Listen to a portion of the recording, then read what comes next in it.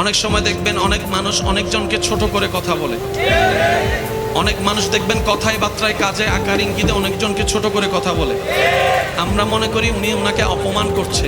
আমি শ্রদ্ধার সাথে একটা কথা বলি, মনে রাখবেন, সম্মান দেওয়ার জন্য তার কাছে আগে সম্মান থাকতে হয়। যার কাছে সম্মান নাই সে সম্মান দিতে জানবে না। যার কাছে সম্মান দেওয়ার মতো সুন্দর একটা মন নাই সে কখনো সম্মান দিতে জানবে না।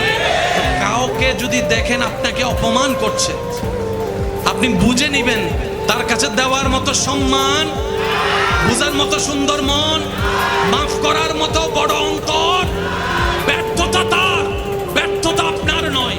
তো কারো কাছ থেকে অপমানিত হলে মন ছোট করবেন না। আমি অপমানিত হয়েছি, এই জায়গায় একটা টেকনিক অ্যাপ্লাই করবেন, সেটা হচ্ছে আপনি ধৈর্য ধরে ওনাকে মাফ করে দিবেন, আল্লাহর দিকে তাকাই ওনাকে মাফ করে দিবেন, দাবি মুক্ত করে দিবেন। আপনার রব এটা দেখে খুশি হয়ে আপনাকে আরো হাজার গুণের ইজ্জতের মালা